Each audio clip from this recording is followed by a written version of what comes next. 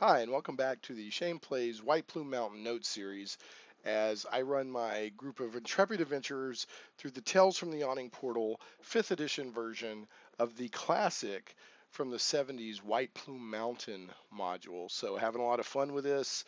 It seems like both my players and the people watching this video series are really enjoying it, so I'm glad I decided on this module, the classic module updated to 5th edition to run. So, if you're a new viewer, I'm so glad you're watching, and if you're a returning viewer, thanks for returning. And please feel free to leave a comment and maybe a thumbs up or a like on YouTube.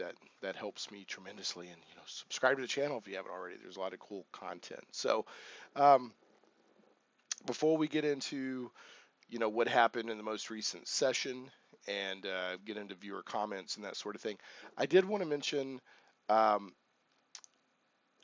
when I started running this module, I went back and read a book that I'd read several years back, and it's actually a novelization of White Plume Mountain by Paul Kidd. Um, and it's kind of an interesting. It's a little bit of a snarky take on D&D, uh, but it's still enjoyable. And it basically about half the book is the setup for White Plume Mountain, and the author kind of takes his own approach to setting up why the adventurers should go there.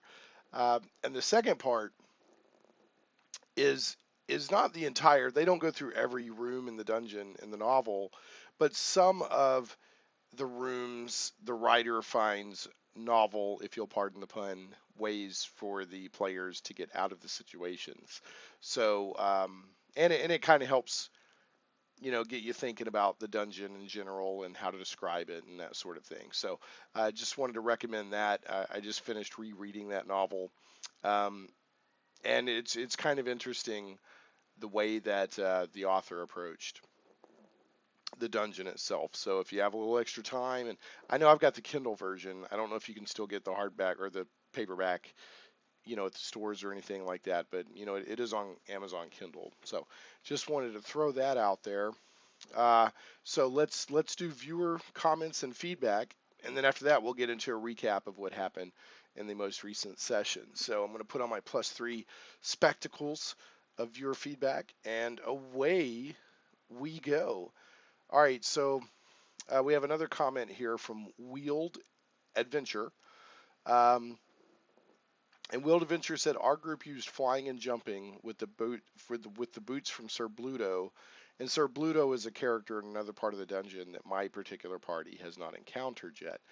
To enter only the center aquarium, I'm talking about this terraced aquarium, the inverted zuggurat, if you will, where each level is different creatures and environments, and at the bottom there's the manticores. So they used flying and jumping to get right, boom, down there. Whereas is the party that I'm DMing, they used like ropes, a series of ropes and athletics and acrobatics checks to get down there. And along the way, Houndini, the dog mount, did did become giant crayfish chow. Uh, and they got down to the Manticores, who they quickly defeated. So that we last left off when Quesnev turned hostile. That is the Oni at the bottom, in a chamber at the bottom of this area that is a it used to be called an ogre mage, I think, in previous editions, but now it's an oni, um, defending Blackrazor and other treasure. And Blackrazor, of course, is one of the main weapons that the characters are after in this game. So, and they said they left off right when Quesnev turned hostile, which we'll talk about a little bit more with my party. Uh, and he Wheeled Adventure is hoping to push the fight back into the aquarium area using Blackrazor and the remaining monsters to make an interesting boss fight. So I said, pardon, I've still got fighting this cold, so I'll try not to cough too much and edit out the worst of it. So I said Quesnev plus a bunch of creatures will be pretty crazy. He's CR7 already. Definitely update me on how it goes. And the Quesnev, the Oni, ONI that's defending Blackrazor, sort of the last line of defense against Blackrazor, is a CR7 creature, which, for a group of 8th level adventurers, that's not a horribly tough challenge. For my group, which is they're all 6th level, even though there's on an average 6 or 7 players on any given night, he's a little tough. And as you'll see, I could have played him tougher than I did, and I'll go over that here in a little bit. So Rob Plummer says, just want to say another great session, Shane. I'm thoroughly enjoying watching this series and look forward to many more. As always, Rob, thank you. I do like, even if it's, kind of the same kind of people, like, hey, these are good, these are good. I like to hear that stuff because it lets me know that people are staying engaged. So glad you're still along for the ride, Rob, and I've enjoyed your comments throughout the videos, both for this and Out of the Abyss. Okay, so Sonic Halo brought up a really good point. So we can kind of go over some rules information here that might be beneficial to everybody. But he said, one, you weren't fudging the sea lions. The swimming leap is a passive ability of theirs listed above their action, so you could have done the whole multi-attack. What he's talking about is one of the levels of the Terraced Aquarium has some sea lions in it, which is these really nasty. I almost describe them as like the mermen from Cabin in the Woods, just nasty, awful things in the water. And from a distance, they kind of literally look like the body of like a seal and the head of a lion. But when you get closer, they're just disgusting. So I had ruled, because at one point in last episode, some of the players were straddling at the top of these glass walls that were separating the different tiers of the inverted ziggurat. I think it's area 26 in the overall dungeon. And I had said, well, that they get a bite attack and they get 2 claw attacks, but they also have this swimming ability. I think where they let me see if I can find it here. Yeah, it's on page 242 of Tales of the Yawning Portal. They have an ability that says Swimming Leap. And it says, with a 10-foot swimming start, the sea lion can long jump out of or across the water up to 25 feet. So what as I said was, well, I thought it'd be interesting if they could kind of leap up, but also attack as they're leaping and then splash down in the water. And I thought I was kind of combining an ability with an ability. So what I did is I said, well, they're doing that, but they only get, 2 claw attacks. They're not also going to get their bite. Well, as Sonic Halo has very correctly pointed out, you can see here, hopefully you can see that pretty well. These are their actions, where the bite and the claw is, and then up here are the passive abilities, and that's that swimming leap right there. So if you're looking at a monster manual stat or a stat block for a monster in general, this is printed in the Tales from the Yawning Portal book. The passive abilities are listed above the actions. So thanks for the reminder, Sonic Halo. You are correct. It was a good refresher for me to go back and study that again.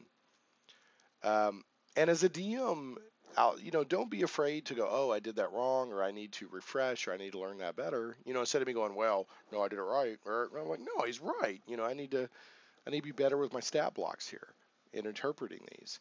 So yeah, it's a passive ability, so they could jump. That could be their move, and while they're moving, they can be like, claw, claw, bite. And so he's totally right. Thanks, Sonic Halo. I really appreciate that. 2, he said, I would have ruled that the fireballs destroy the glass on the sea lion layer. Manticores and sea lions at once would be fun. Yeah, fun in quotes. Definitely crazy and dangerous. Fun for the DM, maybe. The manticore level, as I understand it, is in total 20 feet deep, with 10 of that being the glass from the sea lion enclosure. The fireball radius is 20 feet.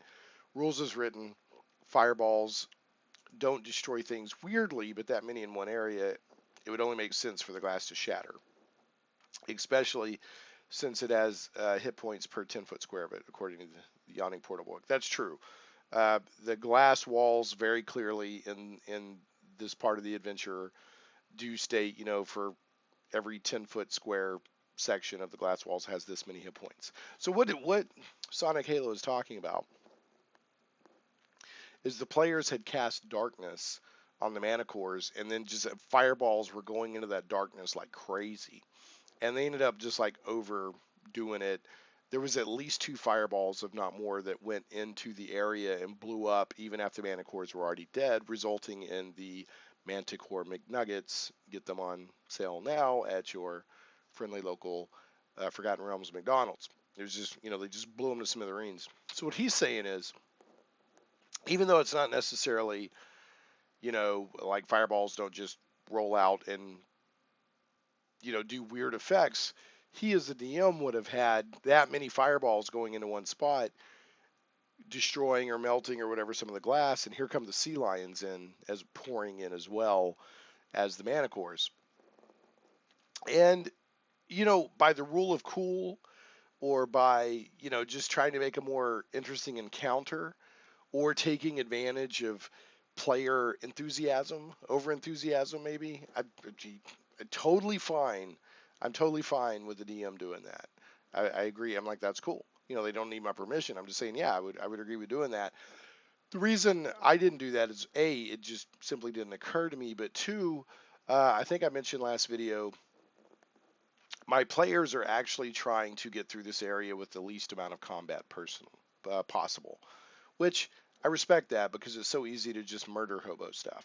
I want to kill everything, but no, they're trying to, they're treating this as a dangerous room, and like we want to get in and out as quickly as possible and interact with the least amount of monsters possible. Plus, this is an adventure that is almost like a halftime adventure between part one and part two of Out of the Abyss.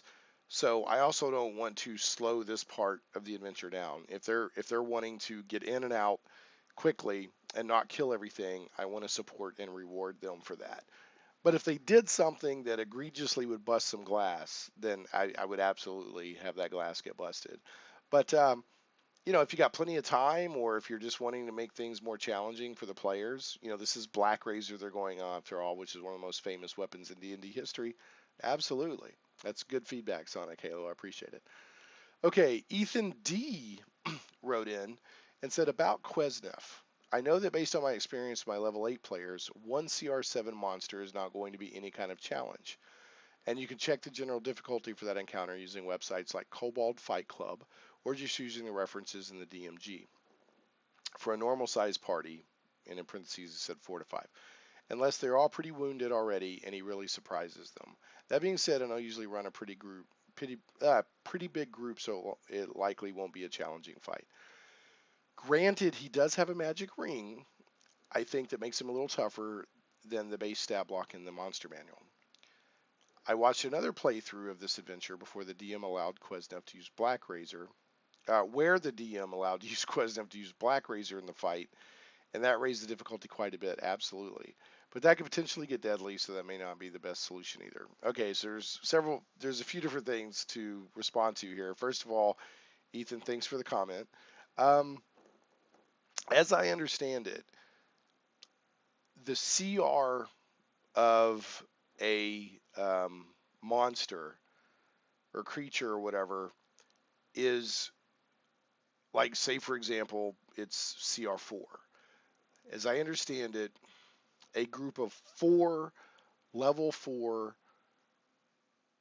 adventurers should be able to defeat that monster without anybody dying. I believe that's the general rule of thumb for CR. So a CR7 monster, which Quesnef is, the Oni, we'll talk about more in this video, a group of 4 level 7 adventurers should be able to defeat Quesnef without anybody dying, unless the dice just are crazy against them. So in my case, I'm running 6 level characters. I went ahead and let them come in here at 6 levels. However, as you pointed out, I have a large party. It averages 6 to 7 players on any given night. And they've done really good in the last several sessions of Out of the Abyss. They were just just going through stuff like a buzzsaw. So I thought I'd let them try to tackle White Plume Mountain, even though it's written for 8th level players at 6th level. And so far they're doing really well. So, but yeah, if there were only 4 6th level characters, the Oni, who is Quesnef, probably would have been more deadly. We actually did have a player die in the encounter with Quesnef, but Revivify was used on them within that minute to keep them in the game. But I'll talk more about what I did right and what I did wrong with the Oni later in this video. let's see. Yeah, and as far as allowing Quesnef to use Blackrazor, you know, that would be pretty nasty. I think if they were 8th level or higher, I may consider that. Um, but yeah, Oni with, because Blackrazor is no joke, and we'll talk about that more in this video. Blackrazor is no joke. A fully powered, fully attuned Blackrazor is a game balance changer. So yeah, if I would have allowed Quesnef to use Blackrazor against the party, I'm sure more people would have died, and probably some people would have died permanently. So yeah, you mentioned the magic ring. I'll talk about that more later in the video. There are some things that make Quesnef slightly different from the standard Oni monster manual stat block. Okay, United 1500 said, just out of sheer curiosity, is it possible to resurrect that puppy using the resurrection spell? Maybe it's just up to the DM. So what he's talking about is Houndini, the um, the mount of our the gnome wizard, died um, because of the giant crayfish. He fell into that level of with the giant crayfish and the giant he only had 5 hit points. The giant crayfish and he's dead. So, and I looked up resurrection, I looked up greater resurrection, I looked up revivify, and they all state creature. They don't say player, they don't say adventurer, they don't say, humanoid or, certain. They just says creature. If you use the spell on a creature within the correct time frame, revivify is within 1 minute. I think restoration, or not resurrection is within 100 years. Greater resurrection is within 200 years, if I remember right. But the soul of the creature also has to be willing to come back. Now, as a DM, I absolutely would have ruled that resurrection or revivify or greater resurrection would have brought Houndini back had they thought to do that. So I don't even think it even came up. But yeah, I would definitely allow that, United 1500. There may be some DMs that wouldn't, and that's fine. But, as written, the spells say creature, and Houndini, the dog, was a creature. So, and that is it for viewer feedback. So, one thing that kind of goes along with that last question, one of my players asked about, because they do defeat Quesnef later in this session we're about to talk about, and part of the treasure is some jewelry, but it doesn't say what kind of jewelry, it just says how much it's worth. And he wrote back, or he emailed me and said, what kind of jewelry was this, because can we use some of it for revivify spells? Because the revivify spell, I think, uses up 300 gold pieces worth of diamonds every time it's used. So what I wrote back is I said, well, they're all rubies, because, and I took that, I just used that because the book, the novelization version, evidently that, part of the loot from defeating that Quesnef was a bunch of rubies. So I just said it was rubies, because plus that kind of fits in my opinion, with the Arabian Nights kind of style of the room furnishings that they're fighting Quesnef in. I just thought rubies kind of fit in with that. But just so you know how I handle things as a DM, and what I told my player, I said I'm fine with your gold pieces and your spell components being fungible. And what I mean by that, fungible means one can be taken in the place of another. So unless they're in some sort of special situation, like at the beginning of Out of the Abyss, where they're captured and they have nothing, they're basically in their underwear in a prison cell. Unless they're in a situation like that, where they're separated from their belongings, or they don't have access to their normal resources, I just said as long as you keep track of the component value of the spells you're casting and just subtract it from your gold pieces, I'm okay with that. So I don't, you don't have to tell me in advance that you've bought, 5 diamonds worth 300 gold pieces each for your revivify spells. But do subtract that 300 gold pieces from your gold pieces as you progress, because that's just an easy way to track that the party's staying prepared and that sort of thing. And that way, yeah, you still have to pay the price for the spell because wizards as they progress can get very powerful. And one of the counters against that game balance things is spell components can either be rare or costly or whatever. So, like I said, there may be situations where I say, okay, you need this component. Where's that component at? And I'll just handle that on a case by case basis. But for the most part, if it needs a diamond or a pearl or this or that or whatever. And I think if I remember right, also the identify spell requires a pearl, but it doesn't use up that pearl when you cast the spell. So you just have to have a pearl on you. So different DMs are going to be different as far as how much of a stickler they're going to be for tracking spell components. And some of my players are more strict on themselves with their how they handle spells and spell components than I am as a DM. And if that makes them happier in the game, I'm like, yeah. If you want to tell me that you can't cast a spell because you don't have that component, that's cool. If that invests you deeper in the game and makes you feel more connected with the game and you like the game balance and the choice and consequence, I'm cool with it. I'm totally fine with that. But yeah, I've decided just to make things easier all around, is to make it fungible where you can I've cast Revivify 3 times, and so that's 900 gold pieces worth of resources you need to subtract out of the party pool of treasure. It'd be interesting to hear other people's thoughts on that, on how they do that. It's interesting. You can kind of look back and see how you've changed as a player, as a DM. 80s, 90s, maybe even in the 2000s, I wanted everything to be down to the dot on the eye.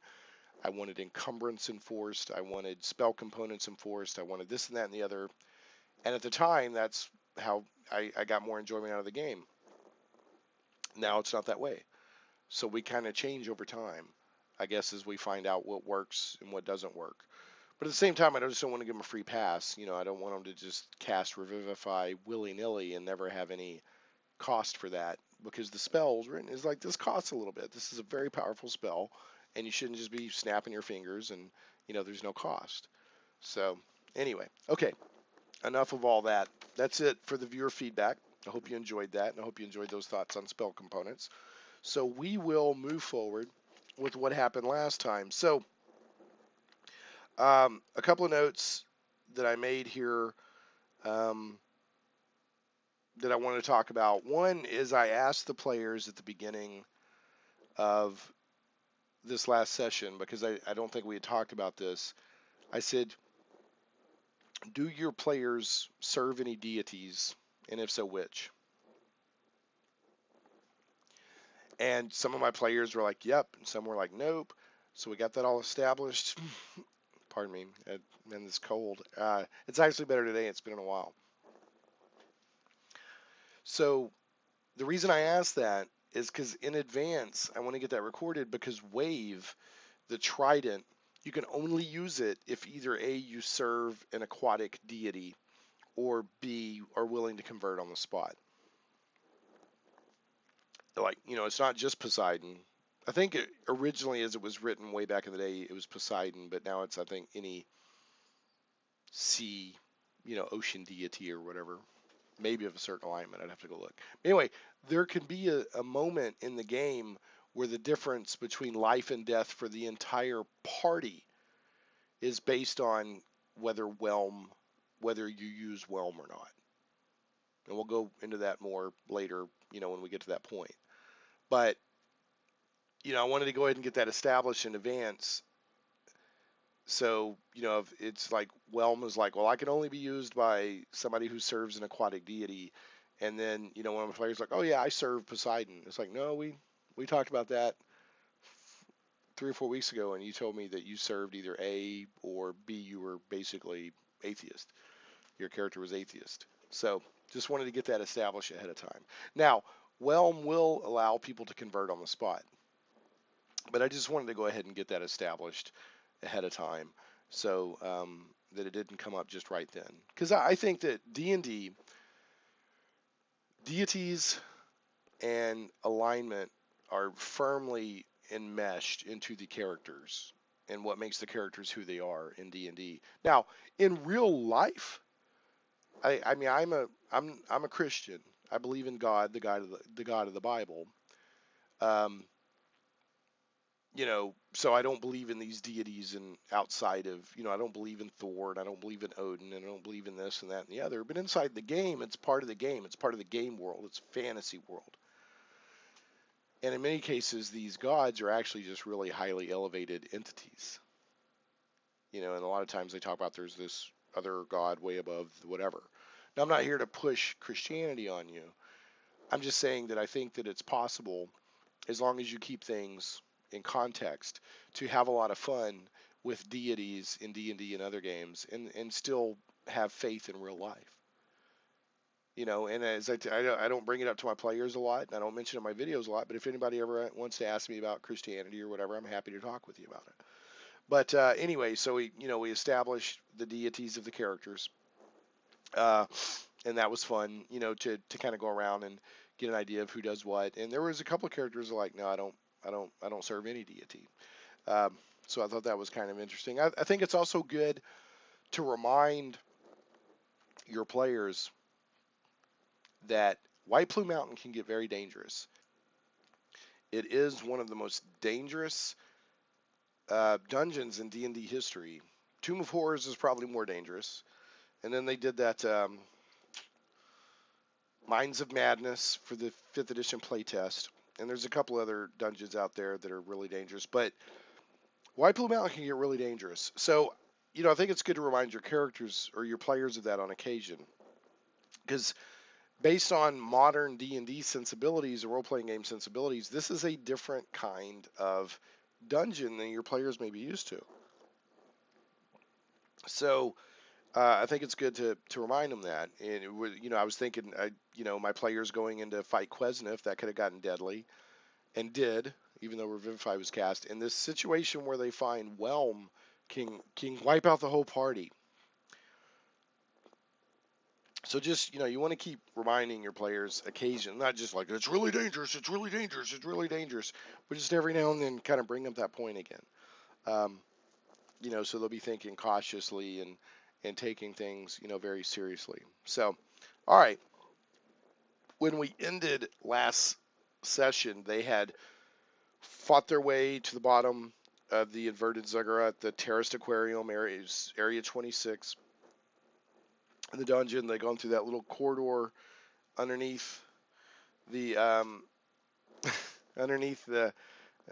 I was just thinking of the door opening thing that happened again in this session, where the fighters and stuff couldn't open the door because it requires a DC 15. The gnome open a door. But anyway, it's just been this ongoing weird thing in our in this adventure for our party. Anyway, they'd gone into this room that's lavishly furnished like Arabian Nights with, all this crazy furnishings, and there was a little halfling in there, and it was like, oh, thank goodness you're here. And everyone was like, what? You're not Blackrazor. So that's where we picked up on this session. And the players kind of started, questioning the halfling who said his name was Quesnif. And he seemed very friendly, and he's like, oh, I'm so glad you're here. And there's just all this kind of deceit going on with Quesnif. Some of the characters were like just questioning him, like, well, how have you been living down here? What kind of food have you had? How long have you been here? What happened? And then a couple of the characters were like really suspicious.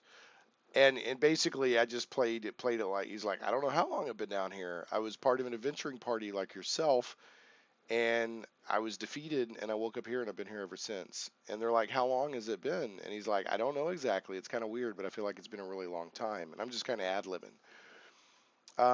But he's being really friendly, and like, I'm really glad you're here, and all of this stuff. Well, a couple of the party members start kind of looking around the room. Now, the deal with Quesnif, he's an Oni who evidently lost a bet with Caraptus, the wizard who created this dungeon, and has to guard this area, has to guard Blackrazor for 1,001 years or something like that. Let me see if I can find it. Yeah, it's Area 27, the luxurious prison. Yeah, so he's got to guard Blackrazor for the treasure in this room for 1,001 years. There's a magic mouth spell that will warn him when people are coming down that little corridor so that he can change into the halfling. In reality, the Oni is a large giant, so he's actually very big, and that came into play later in this encounter. So, um, anyway, yeah, it says he'll use his change shape ability to take the form of a doughty halfling warrior, claiming to be someone who's been trapped by the evil wizard.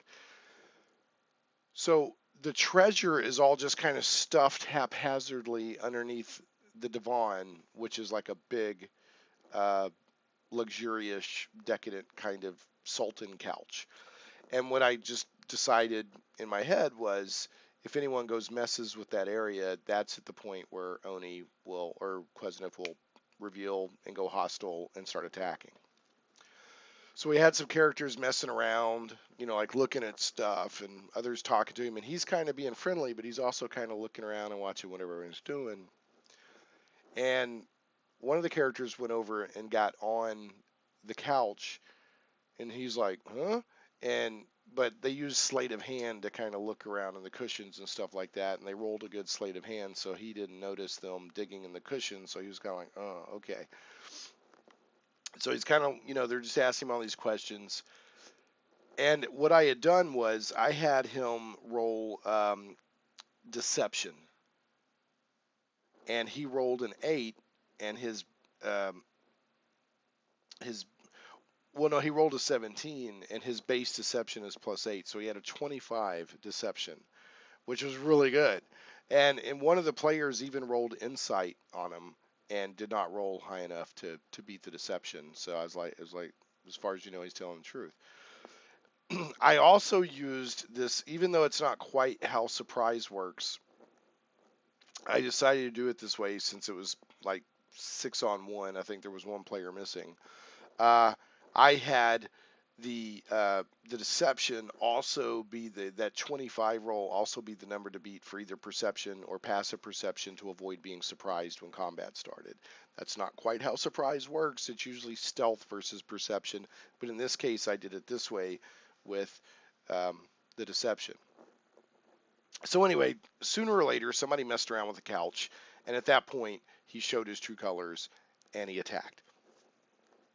Every player, I told everyone, I said, give me a perception check. Nobody rolled a 25, even though we had a couple of rolls. Everybody in the first round of combat was surprised.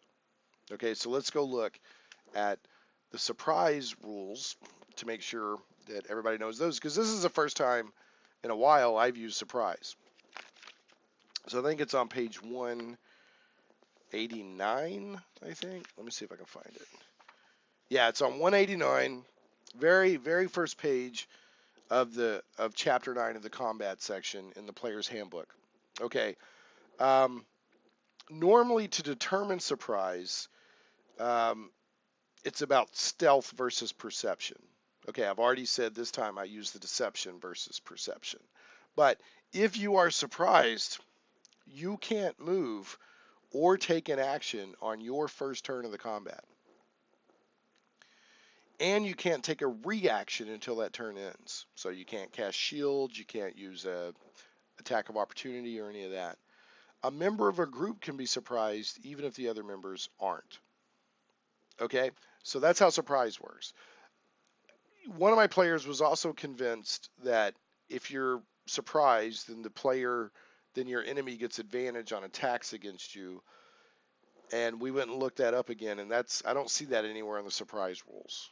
But they were convinced, they'd read that somewhere, and we went and they said, well, I guess I got it wrong. And we all do that with certain rules in D&D or other RPGs. We have a headcanon of what a rule says, and we can be like, I swear I read that, but it's not there. That's just, we remember it that way. So it never hurts to go double check a rule, and I have no problem, even though I don't want to, you don't want to have a game where you're stopping every 3 seconds and looking stuff up in the book. But I have no problem saying, well, let's just go clarify. rather than getting into a bait or an argument or debate or argument or whatever, say, well, let's just go find out. Um, and in cases like that, I won't say, well, I'm not talking about some third party forum somewhere. It's like, what do the rules say? And then we'll kind of take it from there. And that's what we did with surprises. Like, yeah, you're right. He doesn't get advantage against us. So Quesnif the Oni had a full round to do whatever he wanted, and I misplayed uh, Quesnif. I'm just going to say right off the bat, I misplayed him. I even went and looked at I read the notes for Area 27, the luxurious prison again. I went and looked at the stat block for the Oni before I did the combat, but I just didn't spend as much time studying it as I should. I'm a fairly spontaneous DM, and it usually works pretty well. But in a case like this, I should have spent more time studying Oni because he should have been more challenging than he was. On that surprise round, I should have done a Cone of Cold because that's his deadliest attack. It's like an 8d8 60-foot cone, um, which I did do 2 or 3 rounds later. But I mean, he had a full round to do whatever he wanted. Um, and let's look at his stat block real quick. So the Oni, and I really recommend, because Blackrazor is no joke. I mean, it should be a challenge for them to get Blackrazor, and this is basically the boss fight. So I recommend, as a DM, you don't want to try to kill the characters, but I do recommend making Quesnif the Oni as dangerous as possible. So let's take a look here. As innate spell casting, cast Darkness, Invisibility, Charm Person, Cone of Cold, Gaseous Forms, and Sleep. The Oni's weapon attacks are magical. The Oni, this is a nice passive ability. The Oni regains 10 hit points at the start of its turn if it has at least 1 hit point. So that's pretty nice. And it starts with 110 hit points. Armor class is 16. Now, it makes 2 attacks, either with its claws or its glaive. And a glaive is kind of like this spear thing with a curved blade on the end. And it has a reach of 10 feet. And I messed up there too because I was maneuvering Quesnif around the battlefield, and I wasn't at the beginning. I wasn't taking advantage of his reach, which could have been more threatening to the player. 10 foot away, and then somebody with a regular melee weapon can only has a 5-foot reach with their weapon. That can make a difference. The glaive is a melee weapon attack +7 to hit, reach 10 foot, 1 target, and it hits. If it hits, it does 2d10 plus 4 slashing damage. But here's the thing. If he's in small or medium form, the glaive changes form to match that. And remember, he's a halfling right now. And so it only does 1d10 plus 4 slashing damage if it's a small or medium form. But it still has a reach of 10 feet, if I'm reading this right. Another thing to keep in mind is that Oni, or the Quesnif the Oni by the book, by the White Plume Mountain adventure, also has a ring of protection and a ring of spell storing that has 2 spells of mirror image in it. I did not take advantage of those. So just right there, not taking advantage of the reach of the glaive and not using his rings, right there, he's not quite as challenging as he could be. Now, another thing to add insult to injury, he had surprise, and so he could do whatever he wanted that first round. I ruled he went over because whoever messed with the couch that set him off, that's the thing, I'm protecting the treasure, was he went and attacked that person and fumbled. So instead of getting 2 attacks with the glaive, he fumbled. And also the claw, he can only do his claws if he's in Oni form, which is the large giant. So he fumbled. That would have been 2 attacks right there. Bam, bam. He fumbled. So anyway, the combat progresses. Things get kind of crazy. Long story short, the one good thing that he pulled off was about 3 rounds in, the way that the characters had themselves arrayed on, and I use a map. I'm a 5-foot grid guy, unless there's just no there's just some reason where Theater of the Mind is better for that particular encounter. But I think D&D, the combat rules are tactical, and I think they work better with a 5 foot grid. Even though 5th edition specifically, is like you don't have to have a map and 5 foot grid and all that, but I think it works better. Anyway, and in cases like this is why it's important. I knew exactly where everyone was at, and he was able to catch 4 of the 6 characters in a cold of cold. So that's 8d8 cold damage. And if they make their saving throw or whatever, then it's half that. So as a result of that, and we didn't realize it till a couple of rounds later, we definitely knew that somebody was reduced. There were 2 people reduced to 0 hit points, and there were 2 people injured. Well, we did some calculating later. One of my players, and I've got to give credit to the player. They came out and said, actually, I'm dead. I'm looking at this. So I said, are you sure? And we calculated everything. It's like, yep, he was dead because of that maximum hit point maximum thing. As a reminder, if you go to 0 hit points, you're unconscious, you start doing death saves. But if you take enough damage in one attack to not only take you to 0, but to also equal your hit point maximum, you're dead. And that's what happened. So they recalculated. He had gone in with 10 home points down, and his character died. And that's where the Revivify came into, because we were retroactively calculating everything, and we figured out that, well, the cleric still within a minute would have been able to get to you and cast Revivify. So they were able to save that character.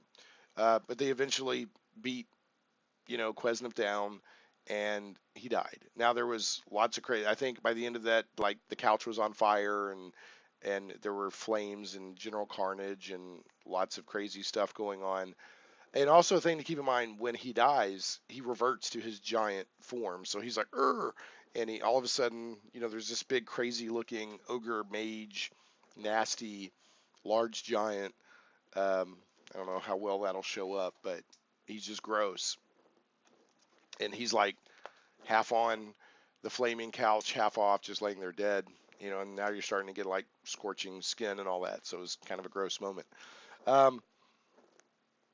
So another thing that came up during this fight was Melf's minute Meteors. Now this is a spell that is out of the Elemental Evil free companion PDF download. I think that Wizards put out when Princes of the Apocalypse came out. And one of my characters asked, or one of my players a while back said, "Can I use this?" And I kind of looked at it and said, "Yeah, that's fine." And I've got a copy of it. And it's an interesting spell. You summon these little meteors that spin around you, and you can throw 2 at a time, and they do damage and all this stuff. And it's kind of a neat spell,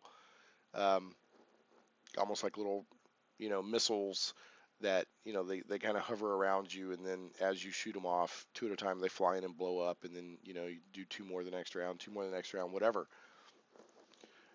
But there was some discussion because when the Cone of Cold hit and the sorcerer went down, he was like, "Oh, well, I still have 4 more of these minute meteors spinning around me, and I read that an area of effect spell will set those off. So in addition to the Cone of Cold damage, we're also going to take damage from my remaining meteors exploding." Now, this is one of those characters or one of those players that will be honest to the rules, even if it's to their detriment. And I respect that. So again, we had to stop and say, I said, "Are you sure about that?" Because I wanted to be very careful on this ruling, because it was very possible a couple more players would have died because they were all kind of bunched up. And all of a sudden, the Cone of Cold, and then boom, boom, boom, all these, 4 minute meteors exploding as well.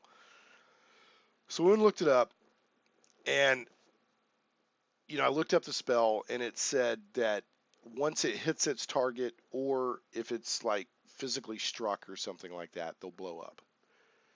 And I'm like, well, a Cone of Cold isn't necessarily being physically struck by something. It's an area of effect of intense cold. And he's like, well, but they ruled somewhere that an area of effect spell will set them off. And I'm like, well, where was that ruling? and it sounded like it was like a sage advice ruling, or it was supposedly an official D&D ruling from Wizards of the Coast. And I said, okay, we got to be really careful about this. So we spent a couple of minutes trying to find that. I couldn't find it. And I said, okay, well, based on the spell description as written, I'm going to rule that they wouldn't set them off. But I said also, and this took me a second to think, the minute meteor spell is a concentration spell. So the minute he went unconscious, they would have gone away anyway. So it was really kind of a moot point. But we did kind of step back. I wanted to be very careful because this could have had, definite consequences to the party and to the adventure and all that if like 3 people in the party die all at the same time or something like that. So especially just from a secondary byproduct of a spell, not, that would just be a bad way to go. But I mean, that happens sometimes in D&D. So, but we did go check that out. And they did, they defeated Quesnef. They started searching around. They moved his body off the couch, got up under the couch. I think they used whatever that cantrip is, Ray of Frost or whatever, to put fires out. And they moved Oni, or Quesnef the Oni, got up on the couch, and they found the treasure. So we'll talk about that here in a second. Another note I have here is at the beginning of the adventure, I gave everybody a point of inspiration, and I said that this well, not a point of inspiration. I gave them all an inspiration, and said this will last the whole adventure. I said because there's not going to be a lot of role playing in this adventure, so it'll be harder to get inspiration. Not impossible, but not as many opportunities as maybe another type of adventure. And they hadn't been using much of it, but this fight with Quesnef, they used a lot of it. I mean, it was a pretty tough fight. They used for saving throws and this and that and the other. They used a lot of inspiration. So they got of 7 characters, only 2 players have inspiration left now. And up until the other night, they really hadn't been using it. So to give you an idea of kind of how tough the fight with Quesnef was. Another thing, treasure-wise, I'm surprised I didn't bring it up to them. I didn't spoon feed them. They did not search Quesnef's body, so they missed out on the Ring of Protection,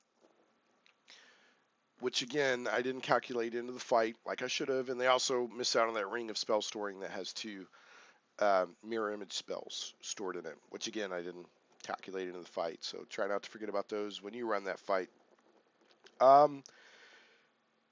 And I considered after they left the room and got further on, I considered saying, you guys missed out on this stuff. Just so make sure to check everything out. But you never know, they might go back into the room. I may tell them after they're done with the dungeon adventure. I'll say, hey, just by the way, you missed out on this or whatever. You didn't search the body. I don't know. I may or may not do that. So treasure-wise, there's a lot of treasure in this room, including Blackrazor. Now I'll tell you the treasure that's in the room, and it's a lot. I mean, it's pretty sweet, pretty sweet. Really, probably more treasure than 6th-level adventurers should have. I'm considering in other parts of the adventure having or reducing the amount of loot because there's a lot of loot, like a lot of loot.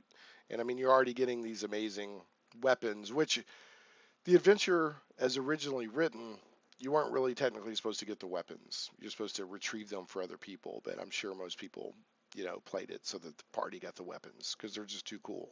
But anyway, Quesnef's valuables have been casually shoved beneath the divan. The hoard includes Blackrazor. We'll get to Blackrazor here in a second. 1,000 electrum pieces, 200 platinum pieces, 4 pieces of jewelry worth a total of 11,000 gold pieces, a potion of greater healing, a scroll of protection from fiends, and an armor of vulnerability, which is protects you. You get resistance against. It's cursed.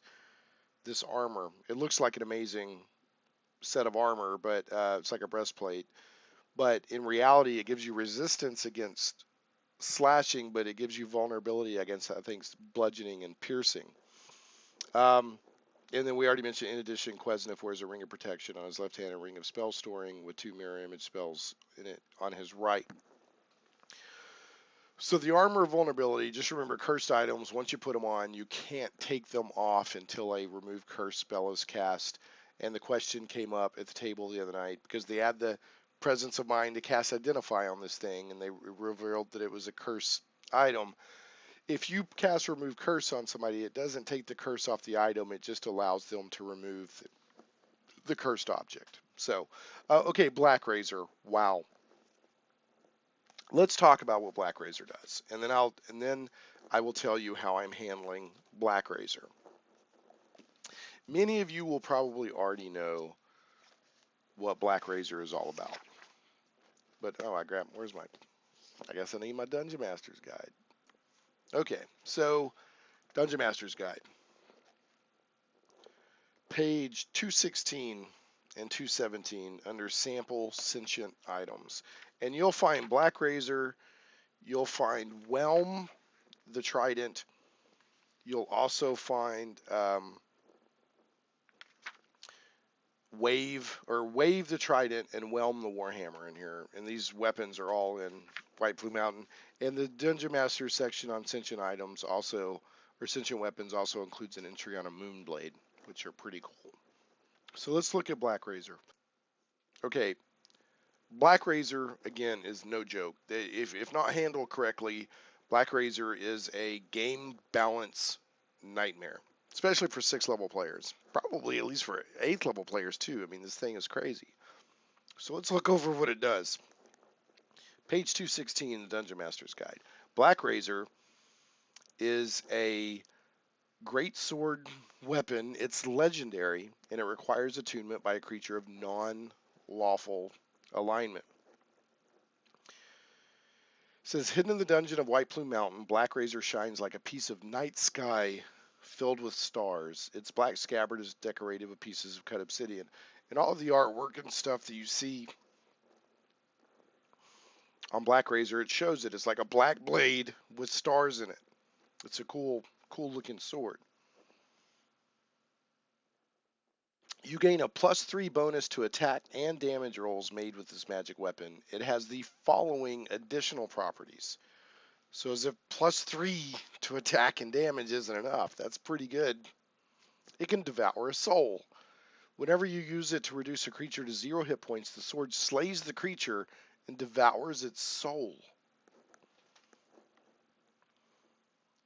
Unless it is a construct or an undead. A creature whose soul has been devoured by Blackrazor can be restored to life only by a wish spell. So you can't use a resurrection on those that have been defeated by Blackrazor or killed. When it devours a soul, Blackrazor grants you temporary hit points equal to the slain creature's hit point maximum. These hit points fade after 24 hours. As long as these temporary hit points last and you keep Blackrazor in hand, you have advantage on attack rolls, saving throws, and ability checks. Wow. If you hit an undead with this weapon, you take 1d10 necrotic damage and the target regains 1d10 hit points. If this necrotic damage reduces you to 0 hit points, Blackrazor devours your soul. While you hold the weapon, and there's Soul Hunter, here's another ability. That was Devour Soul, we just talked about. Soul Hunter. When you hold the weapon, you are aware of the presence of tiny or larger creatures within 60 feet of you that aren't constructs or undead. You also can't be charmed or frightened. Wow. Sentience. Blackrazor is a sentient, chaotic neutral weapon with an intelligence of 17, a wisdom of 10, and a charisma of 19. It has hearing and dark vision out to a range of 120 feet. The weapon can speak, read, and understand Common, and can communicate with its wielder telepathically. Its voice is deep and echoing. While you are attuned to it, Blackrazor also understands every language you know. Personality. Blackrazor speaks with an imperious tone as though accustomed to being obeyed. The sword's purpose is to consume souls. It doesn't care whose soul it eats, including the wielder's. The sword believes that all matter and energy spring from a void of negative energy and will one day return to it. Blackrazor is meant to hurry that process along. It's just a neutral. I think it's chaotic neutral. I mean, it's just crazy. Um, yeah, it's chaotic neutral weapon with intelligence of 17, wisdom of 10, charisma 19. Despite its nihilism, Blackrazor feels a strange kinship to Wave and Whelm, two other weapons locked away under White Plume Mountain. It wants the three weapons to be united again and wielded together in combat, even though it violently disagrees with Whelm and finds Wave tedious. Blackrazor's hunger for souls must be regularly fed. If the sword goes 3 days or more without consuming a soul, a conflict between it and its wielder occurs at the next sunset. Well, I'll say this for Blackrazor. There's game balance issues, but there's also opportunities for role playing that just abound. So here's how I'm handling it. One of my players, he's a newer player to tabletop role playing games, but he really enjoys it. He's having a lot of fun. I'm glad he's in the group. He's really into it. He knew, it's kind of hard for people not to know what's up with White Plume Mountain. It's been around for so long. So, I mean, he kind of knew a little bit about Blackrazor, that there was this powerful sword or whatever. But that's kind of all he knows. And his cousin was trying to spoil stuff for him, telling him, like, here's how, and then he finally was like, I don't want to know anymore. So he picks up Blackrazor immediately. And he's like, mine. And he's like, yeah, like I have the power. And so I started role playing immediately, and I mean, I gave I was like shouting. I was like, "Who is this that wields me? Who are you to think that you can touch me?" And I mean, just this very, you know, arrogant, you know, booming, echoing, "Who are you to even consider touching me?" And he's like, "Huh?" Because he's not used, this sentient weapon thing. And back in the day, sentient weapons had egos, and the ego could end up dominating your ego, and the sentient weapon can like take you over. So I'm not going to let a sixth. I'm just flat out. Now I didn't say this at the table the other night, but as a DM, there is no way in heck I'm allowing a sixth level player to just pick up this is a basically artifact level weapon and just instantly, be a badass with this thing. I'm just not doing it. It's just ridiculous. It's not good gameplay for game balance, and there's also just too much rich opportunities here for role playing. So, we talked at certain times. Blackrazor was talking telepathically with his player. At other times, Blackrazor was speaking audibly with the group, but it was just very demeaning. And who are you? Will you feed me souls? Made it really clear. I want souls. Yours is fine. That's all I care about. If you're going to wield me, are you going to feed me souls? Are you worthy to wield me and feed me souls? That's all I care about. And it made it clear to the player that picked him up is chaotic good. And I said, you don't necessarily feel that this sword is evil, but it almost might be better if it were, because then there might be more of a reason for how it is. It just wants to destroy. It doesn't care what it destroys. And I even when wants to hurry along everything back to the negative energy void. So this player, I kind of felt bad for him because he's disappointed. He's thinking he's just got the Master Sword from Legend of Zelda, the big dun, dun, dun, dun, and I'm like, Blackrazor's like, shouting at him, commanding him around, being a jerk, to the point where I made Blackrazor such a jerk that the party was actually considering finding some lava to throw Blackrazor into. Like, seriously. That's how much of a jerk I made Blackrazor. So I did that from the role-playing element. Is this even a sword you want to bond with? They did take a short rest after the battle with Quesnev. And the player attempted to attune with Blackrazor. And Blackrazor said, I'll be the judge of that. Basically said, did not allow the player to attune with him. He's like, we'll see, is basically what he said. He said, we'll see. Feed me souls. and we'll see. And so here's how I'm going to do it game-wise. If this player continues to try to keep using Blackrazor, there's this thing here, he's got to feed it a soul every 3 days. And every time he feeds him a soul, Blackrazor is going to unlock one ability. So 1 soul equals +1 on bonus to attack and damage. Next soul is +2. Next soul is +3. So he's going to have at least 3 souls. He's going to have to do the final killing blow to get 3 times, even get up to that +3 bonus to attack and damage. Then after that, we'll start looking at some of these other abilities, like, Soul Hunter and Devour Soul and getting the hit points and all that other stuff, because this stuff gets really powerful. So I'm going to allow this to be, if this player really wants to bond with Blackrazor, it's going to be an ongoing, unfolding relationship, because this is a very powerful weapon. That's how I decided to do it. Plus, this player is fairly new, and I don't think they're ready to handle a magical item that's powerful and that's that game balancing.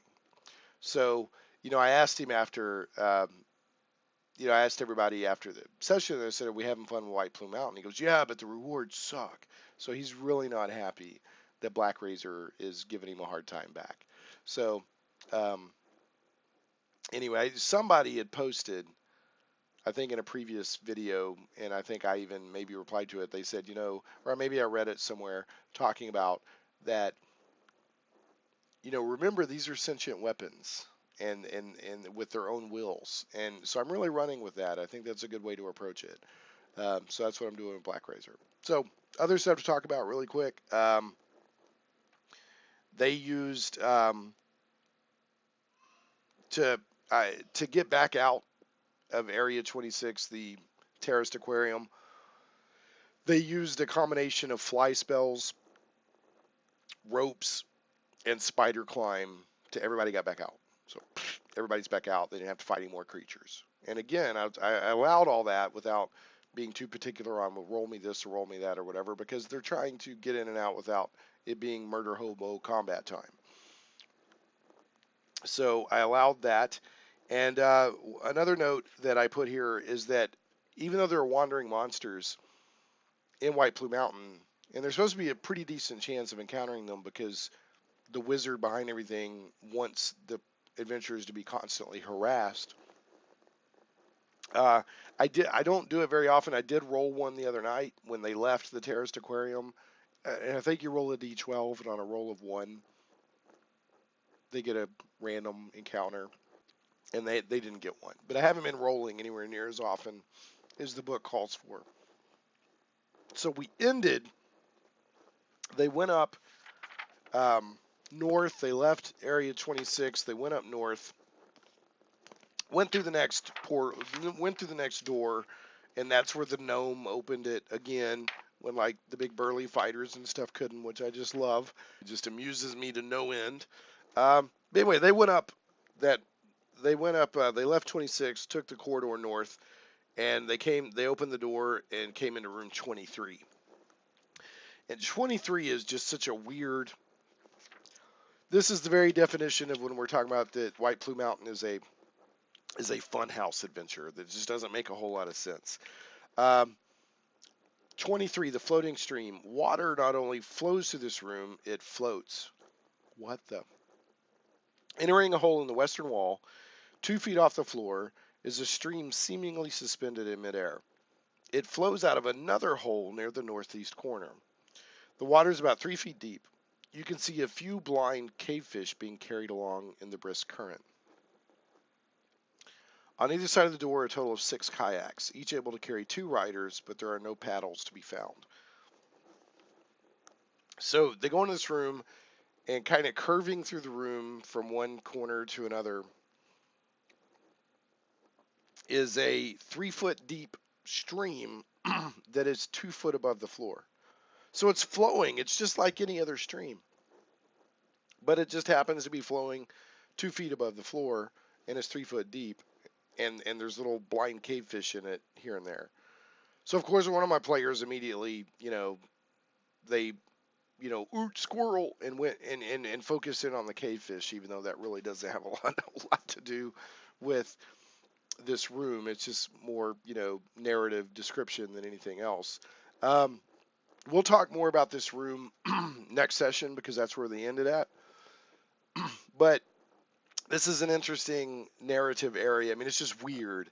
And it could also potentially lead into a pretty tough fight. So that's where they ended, and they were like, what? And they're kind of messing around and looking, like, trying to figure stuff out. And that's where we ended the session. I thought it was a good place to end right there. Um, so I'm trying to think if there was anything else that I didn't mention. I think I covered everything for once without missing anything. So that's it. Thanks so much for watching this episode of the Shane Plays White Plume Mountain Notes series. Again, I welcome your thoughts and your feedback and your comments. Please leave a thumbs up on YouTube. That helps me out a lot. And we will catch you next time on Shane Plays.